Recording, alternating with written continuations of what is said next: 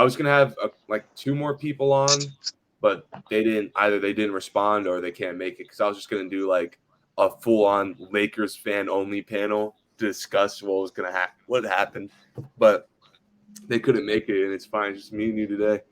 Yeah. Welcome everyone to the 34th episode of Some Casual Takes, a podcast hosted by me, Stephen Pepper, featuring other sports fans debating interesting topics with the most casual takes. This episode is brought to you by no one. We finally got a panel, but it's only one. It's Chris today, ready to talk some NBA. After doing back-to-back solo pods, we got someone else to talk with me. Before we get in, it's a short stream today since there was only one game last night, and since this is NBA related, we aren't only talking NBA, so there's not really much to talk about. But before we get into those topics, there's 2 games on tonight. Finally, these last 2 days, we've only had 1 game, but we have 2 games on tonight. Finally, Celtics 76ers. Chris, who do you have in that one, real quick? That's a tough one. Philly played like garbage, and Tatum did not play well. So I'm going to probably go with Philly at home because the MVP is coming home to claim his award in front of fans. You think Joel Embiid would be a lot better coming in back home? A game now I don't think he was adjusted to his new cast. So do you think with another game in his new cast, adjusted to playing on his ankle? I think that was the injury. His knee. Oh, okay. Yeah. So you're taking 76ers. Now I think Philly's the favorite by 2 points on the road. So you're taking Philly. Yeah, I think Philly's got it because in game 3, there were so many bad points of the game. The first issue was, in game 2, there was Tatum had a bad night. James had a bad night. Tatum was in foul trouble early and never really got out of it. And somebody was like, he had 7 points in that game. Yeah, it was pretty bad to see how they performed. They did not perform well. James did not play well either. So it was James Harden did not play well. Yeah, so I think that it's going to be probably in Philly's favor because Philly, they're back home, and even though Boston beat them in the regular season, it's the postseason. Anything can change. So we have to wait and see. I had Boston winning the championship, and I said Boston was going to win this series in 6 games. So that means Philly can win 1 more game. I think they probably take 1 at home, I hope, because I want to make this series at least interesting. Because something's telling me that now that Boston's going to walk Philly down and win like the next 4. But if you said Philly, so if Philly does want to win, they need another serious game from James Harden. They can't have that 2 for 10 crap. No, they can't. They can't have 12 points. No, they can't have that. They need another serious game from James Harden. Like they need another 25 plus from James Harden. Because I really don't think with Embiid's injury, because I don't think he's 100. I don't think he's even 80%. So no, he's banged up. Really, like he's really injured. He looks very slow in his comeback game, and I don't think a 2-game difference is gonna increase his health. I don't think so. So you gotta rely on James Harden, not Joel Embiid. I think Joel Embiid should just sit in the paint. They should run the offense through James Harden because they tried to run the offense. If you notice last game, through Joel Embiid, and it really hurt the team because Joel Embiid. Yeah, Joel looked. He was looking bad out there. Slow. It really slowed down the offense because they try to run through Joel Embiid. Every look, they try to dump it into Joel Embiid, who clearly wasn't 100%. So I think this game they should run it through James Harden. I know he had a bad game, but he also had a great game. And Maxey. So let's just run it through James Harden. And, if you lose this game, you're only down 2-1. You got game 4 in Philly, so it's not ending the world. But Boston is the favorite. I'm going to go Boston tonight, though, because I still don't think Joel Embiid's 100% there. And I think if they want to win this series, if Joel Embiid's in the lineup, because there's a difference between Joel Embiid being in the lineup and out of the lineup. But if Joel Embiid's in the lineup, Joel Embiid has to be Joel Embiid if they want to beat Boston. Yeah, the same old Joel Embiid. But then second game, this is going to be the big one for tonight. Oh, yeah. Denver Nuggets and Suns. Phoenix. Down 2-0. I didn't expect this at all. I had Phoenix in 5 before the playoffs. I said these 2 teams are going to meet in this round. I had Phoenix in 5. I'm surprised by the Nuggets. Kind of not. I mean, I had the Nuggets in 6. That's a big take because Nikola Jokic was great, and now Nikola Jokic is playing great. Now, technically, it can still go to 6, but Phoenix would have to win 4 straight. I don't think they can. And the big news about Phoenix, if you're a Suns fan, Chris Paul, which I'm kind of like Woj a little bit, will be out for 2 straight weeks with the groin injury. Chris Paul is most likely going to miss like the next 3, 4, 5 games. And that's the big question because everybody was talking. What was his official diagnosis? It was a groin sprain. Like when he was trying to get the ball, he went like this, and then he hurt his groin. Yeah. I saw the play where he walked up the court, but I'm like, rewind that, and I'm rewinding it. Rewind the video, and we see it. It was like, that's a groin injury. And we know he's going to be out for a couple games, and then we said it's for 1 week. Like, dude, he can come back in game. No, I'm going to bring up a story. Remember the Anthony Davis thing where the Lakers played the Suns, Game 6. It was do or die. Davis went out there. He got 1 rebound. And then in one play where he tried to guard Booker, he went like this, lays on the side of the floor. He hurt his groin, goes to the locker room, doesn't return. You don't want to re-aggravate your groin. You don't want to do anything that you can get hurt and stuff. But the point is, I don't think that the Suns, I don't think they're going to be Denver. Potentially, they're not going to be the Nuggets if Paul's not playing, because this Suns team has had a lot of inconsistency during games this year and during the playoffs. And during the regular season. So with Denver being healthy, because a season ago they met each other in 2021, if you can remember, Jokic got MVP and Murray didn't play. But Jamal Murray or Porter Jr. I don't think played. No, Porter Jr. played, but Murray did not play. They literally took Phoenix took advantage of it with Chris Paul, with Booker. Yeah, and Booker was playing great in that series, and they swept the Nuggets if Murray was healthy. But this year it's different because Murray's out there. He's killing them from 3 and just out there shooting really well, except in Game 2.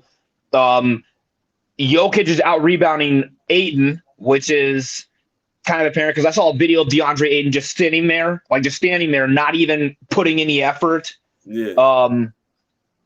Putting any effort on any boards or anything. And then, of course, you got the Suns bench, and I don't even know who's going to start tonight. With Paul being out, we don't know who's starting because they don't have any backup. They don't have a backup point guard. That's the number one. I got to see their lineup. Do you think they just say Devin Booker runs point, or do you think they just throw Campaign at point guard?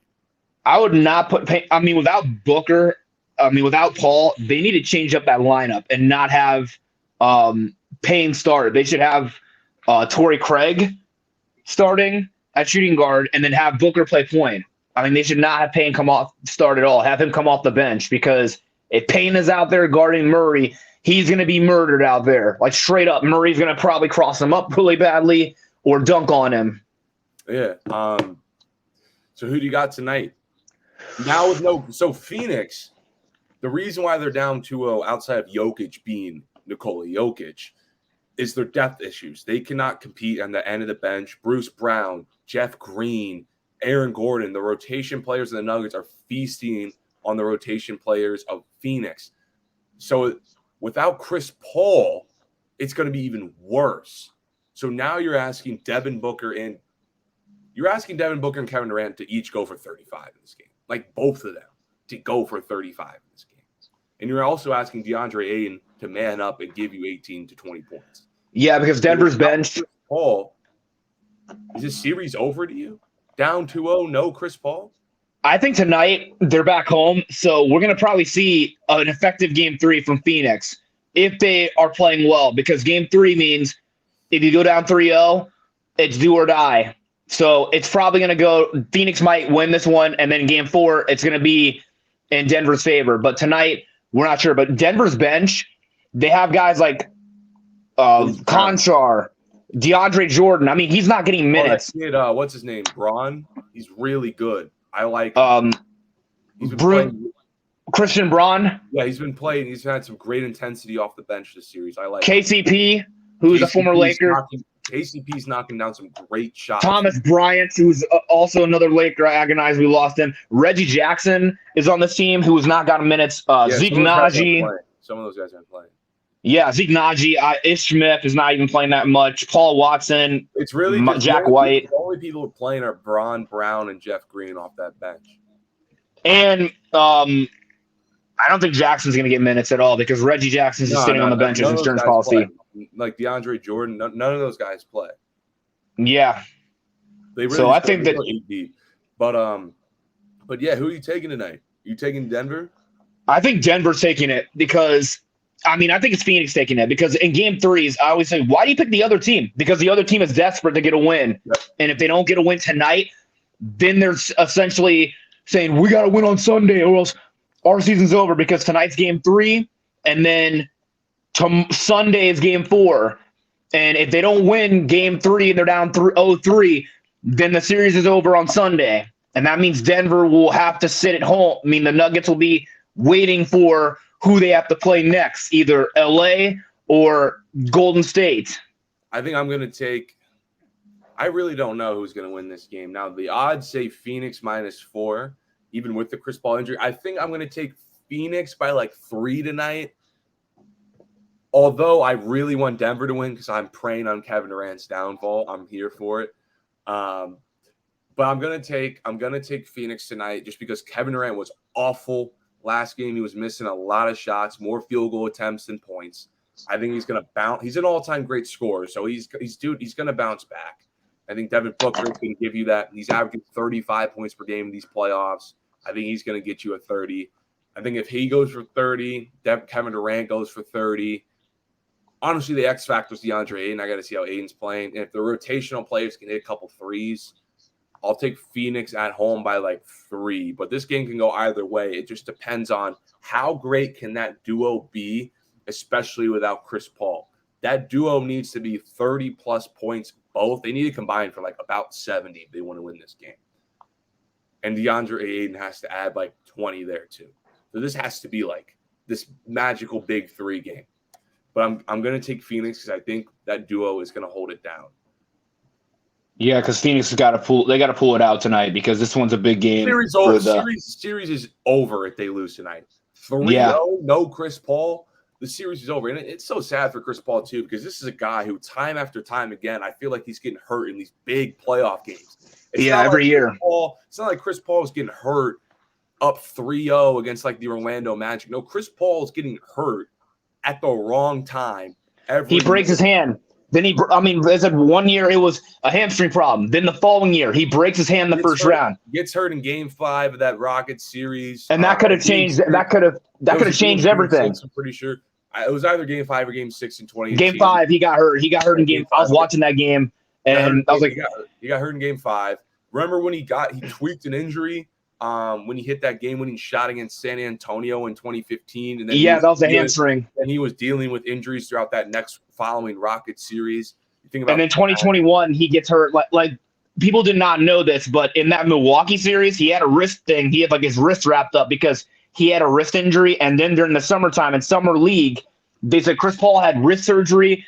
During the NBA Finals, he aggravated his hand, and he played through it. So if you could tell, he didn't play well in that that Bucks series. So same thing with Paul. He's had injuries with his wrist. Last year he had a problem with his hands. Like in a game against Houston, he broke his hand, and he played through in the All-Star game. And same thing, he always gets injured. It seems like it happens to him at the wrong time. Whenever it's a big playoff series, a big game, like a Game 5, a Game 7, a deciding Game 2 or 3, there goes Chris Paul. He's hurt. It's insane. And it's not like he's a horrible playoff performer. Chris Paul's a really good playoff performer. But he has bad luck. It looks like he's not because he's never there in the biggest moments. But let's move on to Mike Budenholzer. I know you have some smoke for Budenholzer. So, Chris. For the Milwaukee Bucks. I'm not happy about the coaching thing. I think I saw, didn't Dame Lillard just tweet about Budenholzer? Like recently he said something about coaches are winning championships or getting fired. Like that shouldn't happen. Yeah, coaches get fired. Fired a lot. What say about Mike Budenholzer? Because you were texting me saying we got to talk about Budenholzer today. So, what smoke do you got for Budenholzer, brother? The Milwaukee Bucks are a great team, and they won a championship in 2021. They were the 3rd seed. So, it's not their fault that Chris Middleton got hurt a season ago when they lost to Boston. This year, they were the number 1 seed overall. They came in with the mission saying, we're going to come in this year to win a title. Even though Middleton was having injury problems and being out for a majority of the season, they were playing good basketball. And against the Miami Heat, you have one opportunity to win that series. Giannis hurts his back, and nobody else steps up. From all the players on that team, from Lopez, Middleton, Holiday, to Joe Ingles, who comes off the bench, Javon Carter, who usually gets minutes, or Jay Crowder, who really didn't play that much in that series. They overall failed big time this year. And when you don't win the title, the coach gets the scapegoat. That's the word. Because it's I tell everyone this: it's easier to fire the coach than change the roster, and because that happens every year. When you think about Mike Budenholzer, yes, he won the championship, right? And then you fired him. I get it. Coaches win championships, but I think we just got to be objective and just be truthful for a second. Just because you win a championship, it doesn't mean you're safe. It doesn't mean your job's safe for 10 years. I think some people see like, oh, this coach wins a championship, so just give him like a lifelong contract or something. No, just because you win a championship doesn't mean you're exempt from making poor rotational decisions, making not making the right adjustments in a game 6 situational series. You're not excused from that just because you won a championship 2 years ago. And when you think about the Mike Budenholzer thing, first of all, I hope people realize before the championship, they were asking to fire Mike Budenholzer. I don't think you guys remember, Mike Budenholzer's job was on the line before the championship. And if they didn't win the finals and if they would have lost to Brooklyn they were going to lose to Brooklyn before Kyrie got injured. They were down 2-0. And James had his injuries. They were down 2-0 to the Nets before Kyrie got hurt. So if Kyrie's healthy, they lose to the Nets. And I think Jeff Teague just came out and said they were scared of the Nets. Then I think Jeff Teague literally just came out on an interview on a podcast and said the Milwaukee, because he was on the Bucks. He said the Milwaukee Bucks. He didn't even play at all. He didn't even play. Yeah, but he was in the locker room. He said the Milwaukee Bucks were scared to lose to the Nets after going down 2-0 and got relieved when Kyrie got hurt. But I'm just hoping everyone knew. If you knew the NBA before that championship, Budenholzer was expected to get fired. They were calling for his job. Because look at Mike Budenholzer's Milwaukee Bucks career. I already talked about it a little bit with Giannis on a previous pod, but Mike Budenholzer was there at the same time too. Giannis won his first MVP, Mike Budenholzer's first season. And then they lose to Toronto.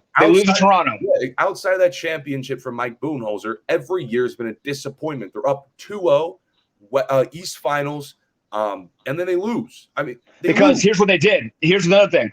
They lose to Toronto because Giannis and them got the wall happen. When they played Toronto, they walled up on Giannis. Then we go to 2020 in the bubble. Giannis and the Bucks have the number 1 seed all year long. And people were the number 1 seed. Giannis is a 2-time MVP, and they lose to a 5 seed.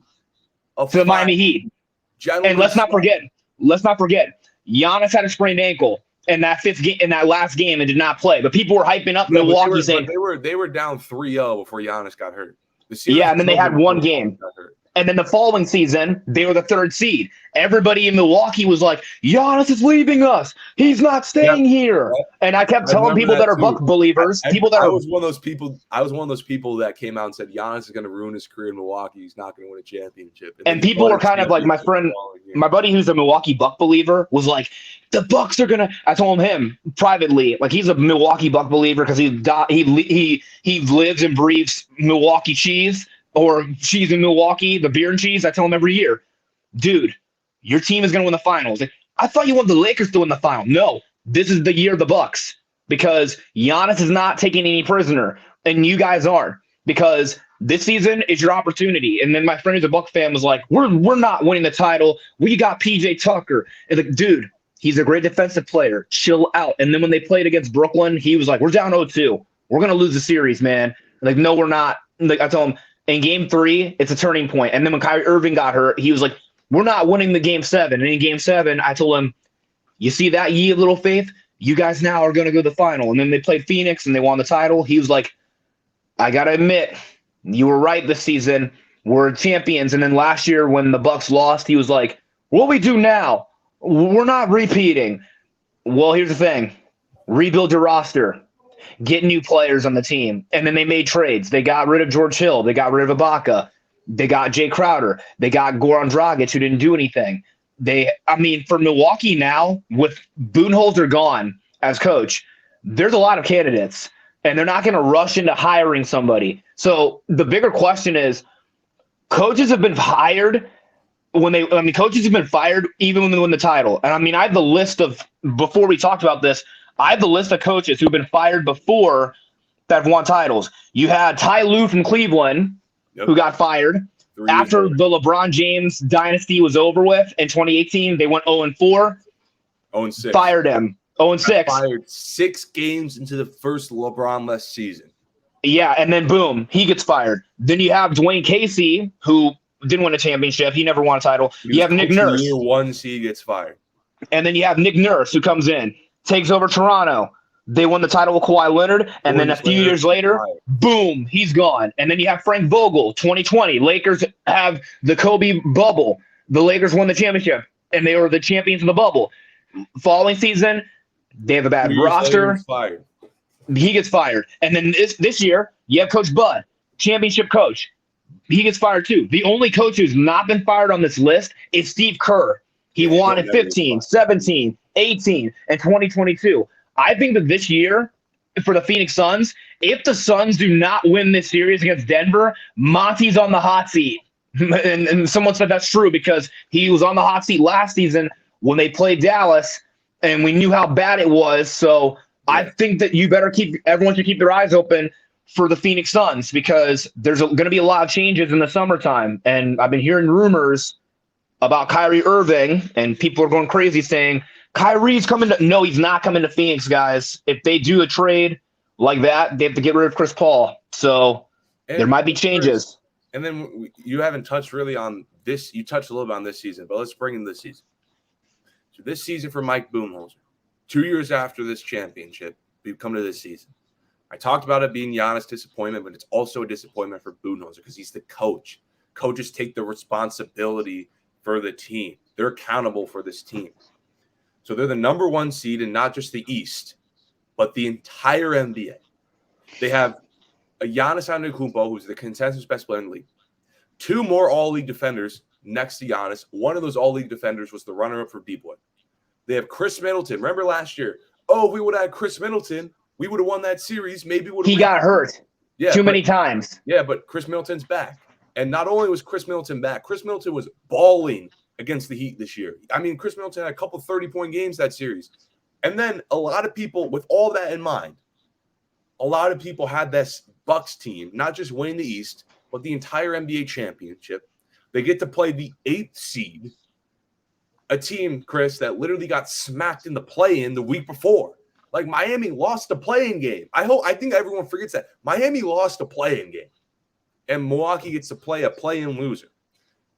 And they lose in 5 to an 8 seed. Yeah, that's kind of embarrassing too because not only it was playoff Jimmy. I get it. A lot of people, for off rip, a lot of people like to protect coaches and say, well, the coach isn't the person on the court. But if you actually watch the game, like the coach isn't playing the game, the coach isn't the one shooting the shots, you can't blame him for missing. If you actually watch the game, Budenholzer made terrible decisions. Remember the end of the game, game 5, fourth quarter. I forgot. I think someone made. They had a second left in the game. They could have called a timeout and advanced the ball to get like a last second shot before overtime. Before Butler got the alley-oop layup, and they didn't do anything because Budenholzer doesn't call a timeout, and immediately following the game, and with the win, Eric Spoelstra even called it out. And the Heat were like, I'm surprised Budenholzer didn't even call a timeout because there was, I think it was 0.8 seconds left or something like that. Before overtime, the end of regulation, Budenholzer had a chance to call a timeout to at least draw up a play and get like a catch and shoot situation for somebody, and he didn't. And then in overtime, he was terrible. The man didn't call any timeouts, and it's like, man, he's just a terrible coach. That's just like a mishandling of a team that could have won a championship.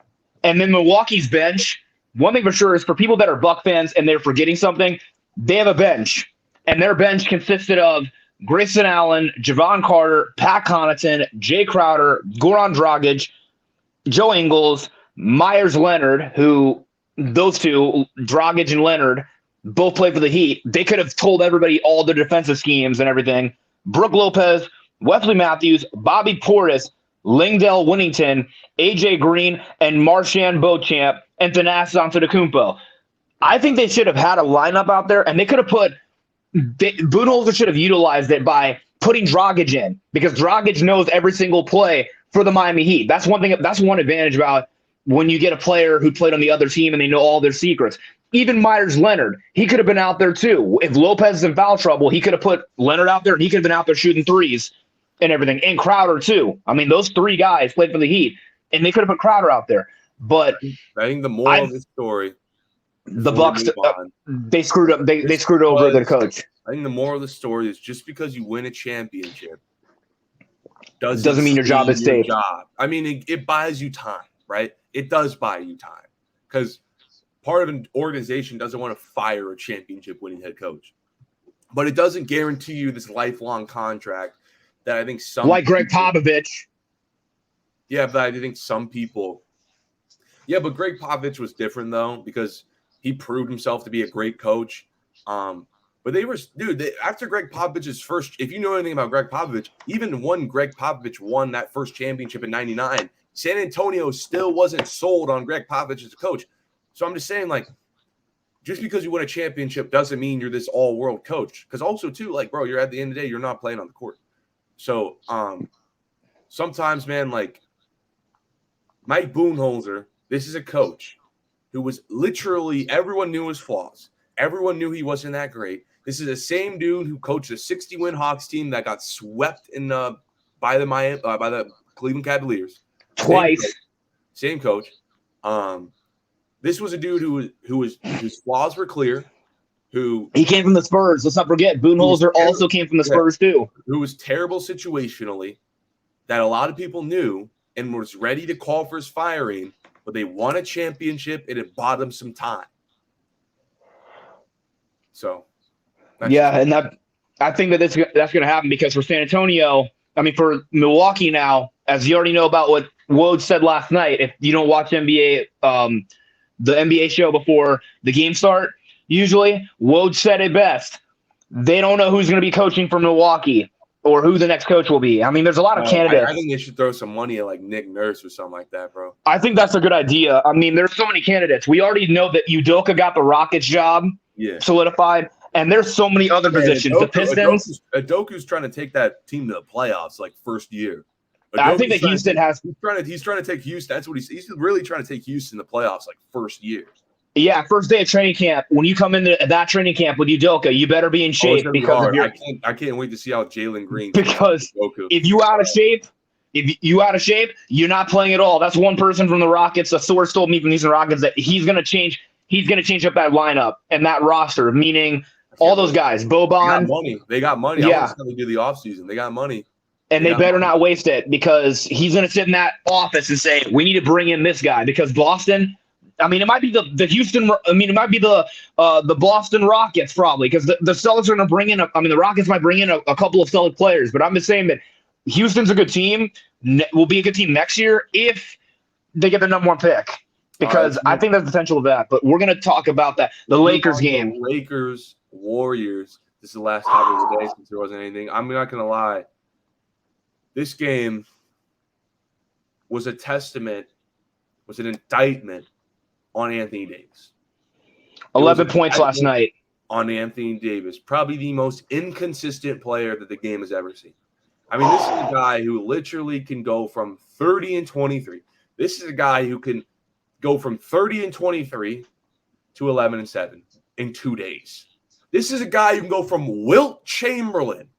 This is a guy whose jersey is who plays a game so great that his jersey immediately goes up in the rafters to scrub in 2 days. It makes no sense.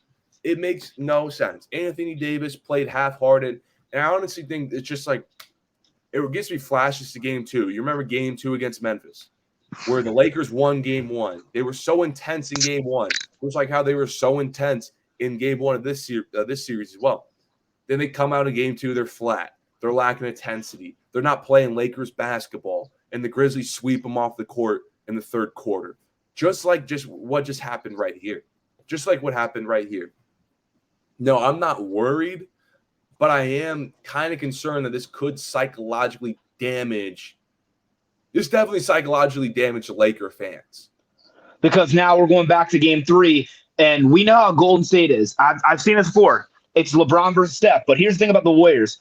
When they take game 2, we know we're in for a series now. We're in for a climactic game 6 or a game 7 because right now, looking at this Laker box score, because I got the NBA app right here, and last night, the guy who was leading was LeBron with 23, and the other one who was behind LeBron was Rui off the bench with 21. LeBron 23. He only scored 2 points the entire second half. And then you have Rui coming off the bench with 21. Yeah, so I think this was a wasted opportunity by the Lakers. I mean, Anthony Davis especially, because they had an opportunity to come out with a win already, strike hard, just take the Warriors by the throat, win both games in Golden State by physically asserting themselves offensively and defensively, going up 2-0 in LA for games 3 and 4. That series is basically over. If they go up games 1 and 2, that series is over. If they go up to 3 and 4 in LA.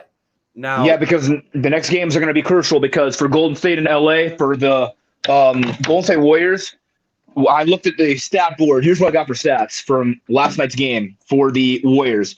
You had Wiggins with 11. You had JaMychal Green with 15. Looney did not start. He was sick. You had Draymond Green, 11. Curry had 20, and then top scorer was Thompson with 30. Poole had off the bench. Poole had 6. You had Moses Moody had 10. Kevon Looney had at least 6 points.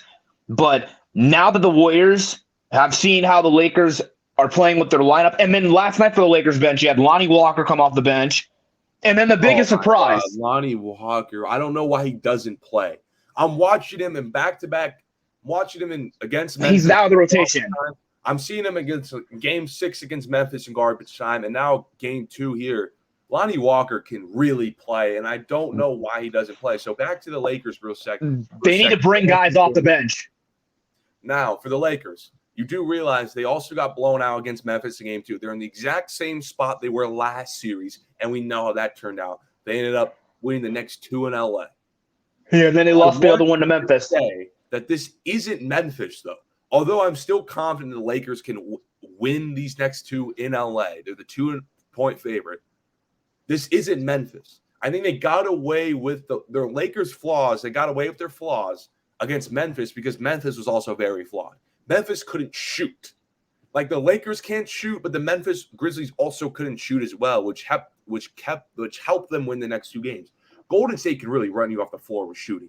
And although they did win the next 2 in LA against Memphis, it's going to be a lot harder against a team like Golden State because Golden State's champion. They're seasoned. They're not just going to go away like Memphis. So I think, honestly, this was really on Anthony Davis. LeBron James, they completely wasted a LeBron James masterclass. I mean, LeBron and they had an opportunity. If this game was close, from the start to finish, LeBron would have went for 40. He had 21 in the first half. So if this game was, and I mean, he basically quit in the third quarter because the game was already over, and then he didn't play all of the fourth because Darvin Ham took him out smartly, wisely. I like that. Taking out Anthony Davis and LeBron James at the end of the start of the fourth quarter, smart. Give him a little rest. But we had a LeBron James masterclass waiting to happen. By 2018. Ruined it. Like LeBron was about to go for 40. I literally said, I remember I was watching this game with my friends. I was like, yo, LeBron's going to go for 40. I said when LeBron had like 14 in the first quarter, I said LeBron's going for 40 today. And he was on pace until the Lakers completely blew it. Now, defensively, I had problems with offense. I'm going to get to offense first. But defensively, I'm seeing a lot of concerns. Now, we looked very great defensively game 1. But if Anthony Davis isn't completely destroying that paint, Golden State made some adjustments. Now, with Kevon Looney out the lineup, it stretches the floor for them. So now Kevon Looney, he had limited minutes because of an illness. Yeah, so, he was very sick. He was not feeling that good. So when JaMychal Green, a guy who could shoot, right? You know, in Lakers game plan in game 1, they knew Kevon Looney's terrible offensively. So what they did was just completely just stand in the paint and just sag off and just play this extreme help roam defense. But with JaMychal Green on the floor, it spaces out Anthony Davis, makes him come out of the paint. Now the paint's more open. The Lakers' defense is spread out. Their defensive anchor. See, the defense runs through Anthony Davis. I don't think a lot of people realize the Lakers' defense outside of Anthony Davis and Vanderbilt isn't really that good. Everyone else isn't that great on defense, and it's really just Anthony Davis making this defense look really good. With Anthony Davis out the paint, the floor stretched out, the Lakers' flaws got exposed. Austin Reeves is really not that good a defender. He is getting completely assaulted with screens. This man needs Hall of Fame pick dodger, that badge in 2K, ASAP. He's getting wiped away on screens. Klay Thompson has destroyed him on screens. Troy Brown got destroyed last game. And now Reeves only had 7 points last night. 7 points for Austin Reeves. But defensively, the man can't fight through screens. We're really having and that Lakers. You forgot about the bench. Time coming through screens. Hopefully in practice, we go through some off-ball screen drills Practice today. Because this is really bad. Because we can't fight through. We're always trying to jump the gaps on screens. And Golden State they've been doing this screen stuff for a decade. Dennis Schroeder last night, 4 points. But I got to talk about the bench for LA and who came off the bench last night for the first time. And you have Shaquille Harrison. Tristan Thompson was in garbage time today. I got to give a shout out to Tristan because he hasn't played that much in the postseason, but LeBron did say, kick the chinks off the armor. It's like the golden days. Feels like, wait, you mean the golden days from Cleveland? He said be ready to play. I hope that happens in Game 3 because we seriously need to get a Tristan Thompson sighting. For the Laker fans, are going to say, oh, Tristan's only there because of no. Hey, this is not. Had 3 less rebounds than Anthony Davis. And he had 5 points. 2 minutes. Speaking of I think the Lakers should make a change in the lineup. Even though people might smoke Darvin for this, but have Vanderbilt come off the bench for one game and then have Tristan come play center. Have Davis. I wouldn't do that. Vanderbilt's in there to guard Steph Curry. I think. Yeah, but give Tristan some run.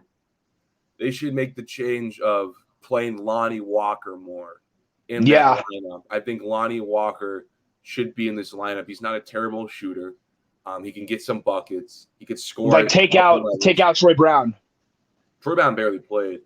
I don't understand why Troy Brown plays just terrible on defense. Or Malik Beasley, because Beasley has not gotten that many minutes either in the series. Yeah, I know. They completely took him out the lineup.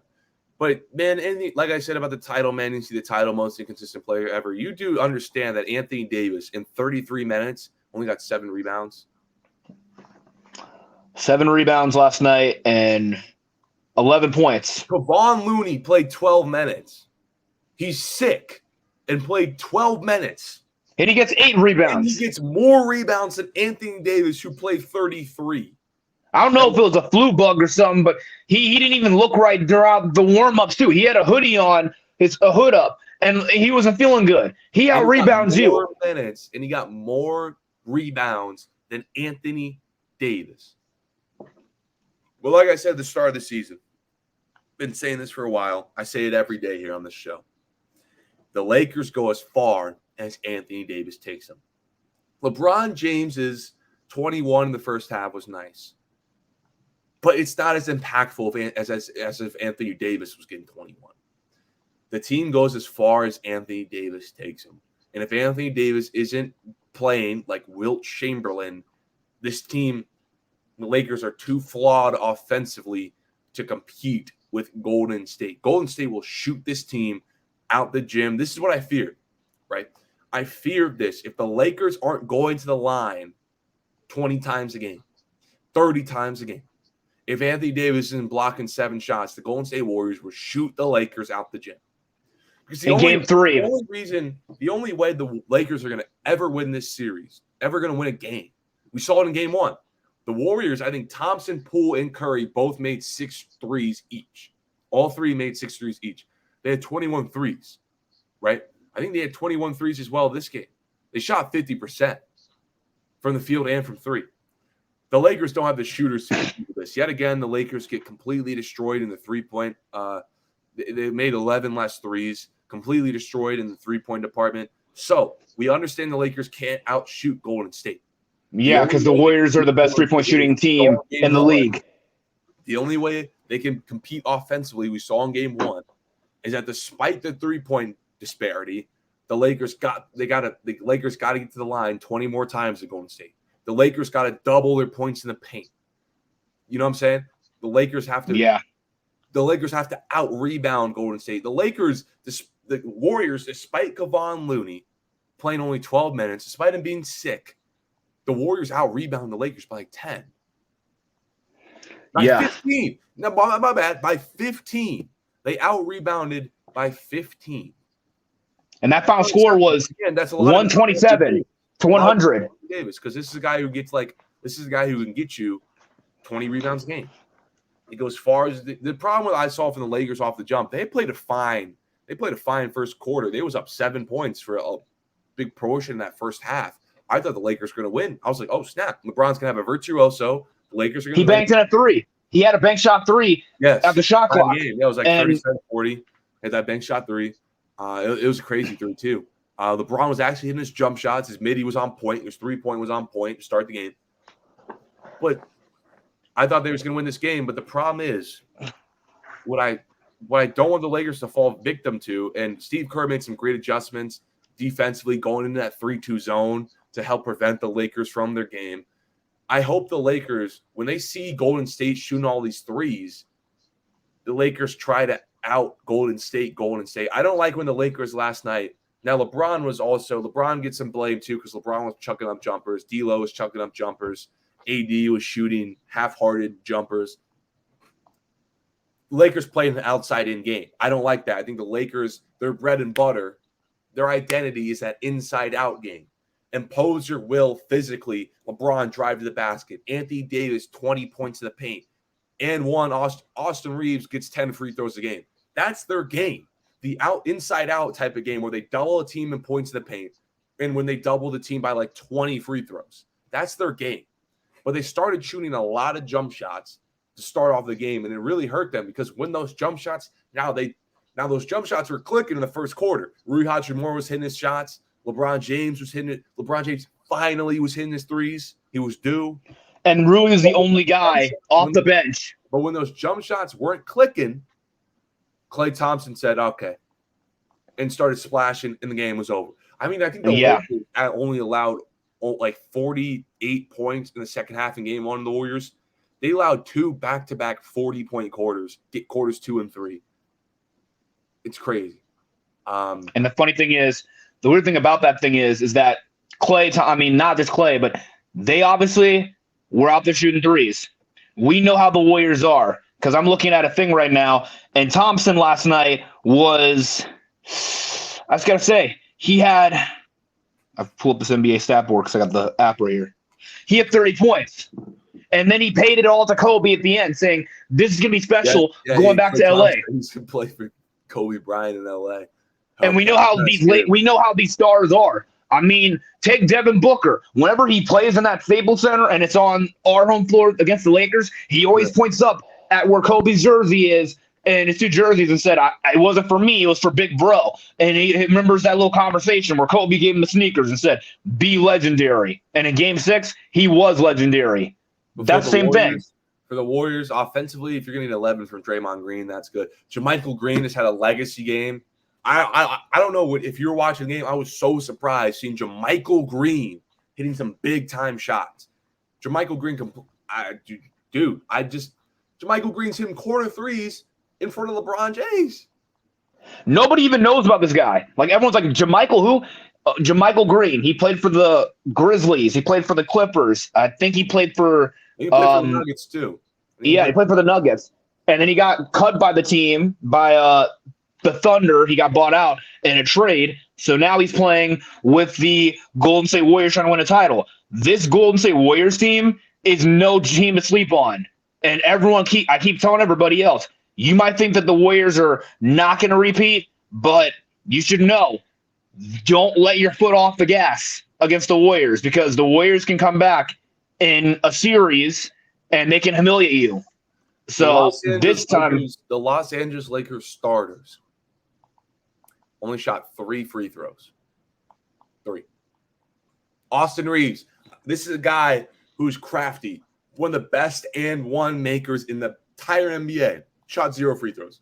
LeBron James, big, strong, can't contain him. One of the greatest drivers of the basket. 0 free throws. Anthony Davis. No free throws. Basketball. 1 free throw. I think it was an and 1. That was it. Yeah, this is going to be bad because free throws out of all the starters. The person who Tristan Thompson had more free throws. Tristan Thompson had more free throws. Man. So I think in game 3, the Lakers have to go back to that inside-out type of game, understand the Warriors zone. I think the Warriors zone, which asked the Lakers to take more jump shots than they wanted, kind of affected them.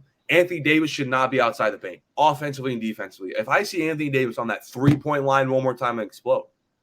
Who's stopping Anthony Davis on the block? Who's stopping Anthony Davis? No one. But I think it's honestly just himself, because last night Anthony Davis is shooting half-hearted jump hooks, half-hearted floaters. These are getting rimmed out. He's missing wide open bunnies. I didn't see no intensity from this Lakers team at all. And it honestly goes down to Anthony Davis, because Anthony Davis is our tone setter. This is a guy who sets the tone for the Lakers. He set the tone in game 1. The Lakers were physical. They got to the line. They were scrappy. They were blocking shots. The Lakers only had 3 blocks in that entire game, and it was all 3 by Anthony Davis. The Lakers are a team. I'm not really that happy with that team, because that team seriously needs to work on shooting. The Lakers are a team that get 3 blocks in a quarter. But they had 3 blocks in the entire game. They need to work on shooting, because today, and they need to work on defense against the Warriors, because the one thing they need to do is play tight defense on Steph. Anytime he gets the ball, don't let him get it. Klay Thompson, when he comes off a screen, he is butt booty wide naked. Wide open, bro. Like Dellavedova defense. If you get what I mean by Dellavedova defense, it means every time there's a screen, you follow him, because that's the way I play basketball too. That's the way I play defense on guys. Face guard the person. Like, don't let them get any room, because every time like a big guy hits a screen, I fight through him like this, I get through it, and I follow them around. Yeah, and then said, Austin Reeves, D'Angelo Russell, Schroeder, these guys are getting cooked off the screen, and they can't do anything about it. Klay Thompson's catching off the screen all the time and making wide open threes, because these guys are giving them too much space. And then we're playing drop coverage on him. I think there was one play where Anthony Davis played a little bit of a drop coverage on Klay Thompson. Klay Thompson hit it right there in his face. And I don't know. I just think in game 3, I think LeBron knows it. LeBron's probably the biggest person in getting Anthony Davis involved. I think he knows that Anthony Davis has to insert his will, because the team's just different. Because I get it. LeBron James had 21 in the first half, but he wasn't asserting a tone with 21 in the first half. Anthony Davis, if he had 21 in the first half, he's asserting a tone. And I think the mission should be for Anthony Davis to shoot about – Anthony Davis had 11 shots in this game. Anthony Davis should have 11 shots by halftime. He had 11 shots in the whole game. He should have 11 shots by halftime. But it's funny, though, because I think we all expected it, though. I think everyone knew that after a 30-20 game, Anthony Davis, the most inconsistent player ever. This is a widely known thing, by the way. This isn't like this title isn't something new. Everyone knows he's inconsistent. Everyone was hitting me up like, okay, Anthony Davis is going for 10 and 12 the next game. And he completely did. Yeah, and then we're forgetting about, even though this is we're talking about the playoffs and the Lakers, but they're not the only game playing tomorrow night or tomorrow evening. The Knicks and Miami Heat are also playing too. Let's not forget, that series is tied up 1 game apiece. So Saturday, 2 games. Jimmy Butler coming back for that series? Probably. We'll see, because I hope Jimmy puts on a show. They're favored by 4, so I assume Jimmy Butler's coming back. Hopefully for game 3, because this Knicks and Heat series has been pure entertaining, because we had Butler putting on a show with a sprained ankle. He remains optimistic. And then we have Jalen Brunson and Josh Hart putting on a show in game 3. He's a defensive beast. I wish the Lakers should have kept him instead of trading him away for AD. That's one of my biggest regrets, is getting rid of Josh Hart and KCP. But they play good defense. But then game 3 is in Miami, so that means I'm expecting to see fireworks in that game. Vincent, Martin, those guys can hit shots. Kevin Love is out there. He's shooting. That was a team that just did not shoot threes at all in the regular season. All of a sudden, they're coming alive at the right time. Yeah, and then against Milwaukee, they beat them. But this Heat team, even though they are playing without 2 key players, without Victor Oladipo and without Tyler Hero, I think they're going to probably go further if they beat New York. Because if they don't beat the Knicks and the Knicks make it, I'm going to be surprised, because this season has had a lot of twists and surprises that I did not see coming at all, like this entire NBA postseason has. So for Lakers fans, 1-1, I know this was a demoralizing Game 2 defeat. But 1-1 split at one of the toughest places to play in this last 10 years, you'll take that. You got one in Golden State. You have home court technically for the series. You'll take 1-1. I think game 3, everyone says, what they say, game 3 is like the most important game of like every series. Yeah, it is. Because if you win that one, you're up 2-1. And then you have the next game at home. Because when they played Memphis and they lost game 2, they took them 2 games at home. The Lakers won the next 2. They blew them out. Yeah, and then when they go back to their floor, they got blitzed. So for games 3 and 4, you got to take care of business because game 3 is Saturday. And then Monday is game 4. Yep. And that game on Monday means you have to close out the Warriors. And then after game. Yes, the Lakers have to. I think the Lakers have to be up 2-1 by Monday. And then after game 4, and you're back home on Wednesday for game 5, that's the marquee match. That's the pivotal point of the series. That's the point where it's your time to end the champs and send them home. Because if you don't win game 5, or you don't win the 5th game, then we go Friday night to a game 6, back on your floor. For the Lakers, I had the Lakers in 7, so the Warriors get to win 2 more games for me. I don't think the Lakers want to go 2-2 in a Golden State. I don't think the Lakers want to go 2-2 in a Golden State. This is not. The Lakers should really want to hone in on being up 3-1 going into Golden State. Because I told one kid, because that gives them so much. With Anthony Davis's inconsistencies, it would be different if Anthony Davis was AD every single night. When you got a player like Anthony Davis who's due to have a bad game every once in a while, you need as much wiggle room as possible to afford a bad game, to afford a blowout loss. And they were up 3-1.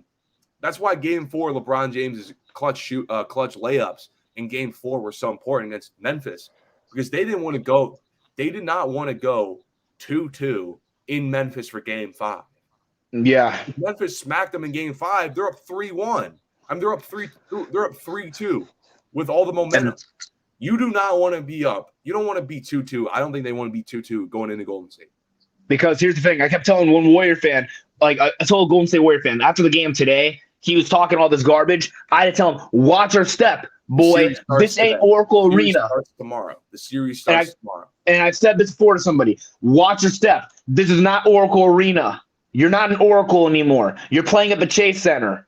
And you guys obviously know that last year, they lost 1 game to Boston at home at the Chase Center. And same thing with the Sacramento series. The Kings took them to 7 games. They should be tired by now. I don't know, but Golden State should be tired. Lakers are tired. But I expect, like I said, they want to be up 3-1, because if you're tied 2-2 going to Golden State in game 5, who knows if Anthony Davis is another stinker? And then now you're blown out in game 5 and you're down 3-2. They should try so hard with home court to go up 3-1, to have so much wiggle room for Anthony Davis to have a bad game going into Golden State. Because he's going to have a bad game, another one. Because he did. He was terrible in game 5. LeBron was terrible in game 5. But he had a couple bad games against Memphis. And he's shown, like, hey, I'm going to have 2 bad games in a series. So you got to have as much wiggle room as possible. I got to see how the Lakers come out of game 3. I think that game 3 is a tone setter. I might be the one now. The Lakers also have game 4, so the series is not over if they lose game 3. But I don't know about you, Chris. I think I might be in the department. I might be in the crowd that says the winner of game 3 wins the series. I'm one of those people who always believes the game 3 winner wins the series. I'm one of those. Yeah, because I think game 3 is always the biggest game of a series. If it's tied 1-1, if it's 1-1, this only applies if it's 1-1. By the way. But if it's 1-1, I like to believe that the winner of game 3 wins the series. I just like the momentum shift of that. It depends who's on the road, who's at home. The Lakers really need to come out blasting game 2, just completely asserting themselves. AD grabs every rebound. AD dunks every basketball. They got to come out clean. Austin Reeves goes to the free throw line 10 times. In play, Lonnie Walker. Hey, but the man who's consistent is Rui Hachimura. Rui Hachimura has been consistent. I'm happy they got Rui. I'm glad that the Lakers got Rui because he was a great key player that they had in that trade to get for Kendrick Nunn. Great player to add. And then, of course, give Lonnie minutes. I think that the coach needs to change up the lineup and have somebody in the rotation and out of the rotation. So it should be Mo Bamba did not play. He's out with the ankle injury. But so still, he's not playing because of injury? Yeah, Bamba didn't play last night. I just thought they held him out because Darvin Ham doesn't know what he's doing. So is he still hurt? I thought they cleared him. No, his ankle was bothering him, and he was a game-time decision in last night's game. If I can pull up the NBA injury report, this always has the NBA sources of Mo Bamba, ankle day-to-day. It was reading ankle soreness. He fell out of the Lakers rotation prior to injury. Anthony Davis will continue to anchor the front court against the – yeah, that's what happened. And then for the Warriors, you already know who's out. Baldwin's out. Iguodala is not coming back. And Rollins is not coming back either. Even though Andre is progressing his wrist injury, he's not coming back either. He's done. Career's over for Iguodala. But still, this series will be interesting for Saturday night. The two marquee games. I can't wait for Saturday, man. But I think we had a great show today. We were able to fill an hour with barely anything to talk about.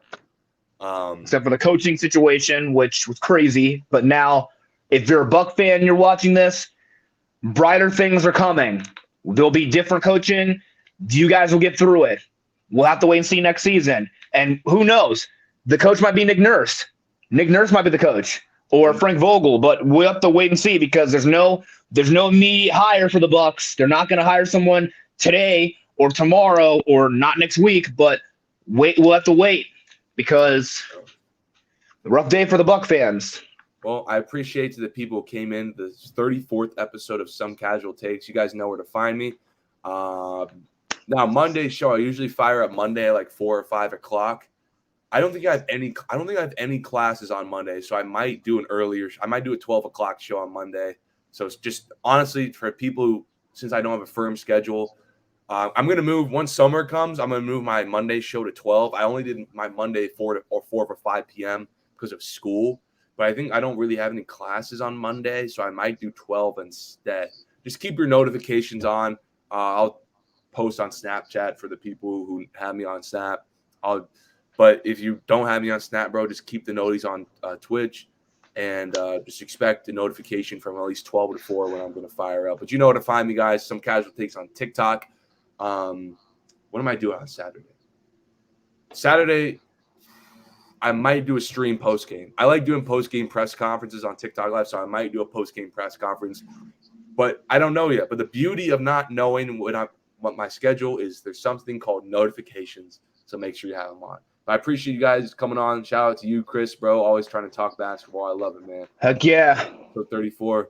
Salute everybody. You know where to find me.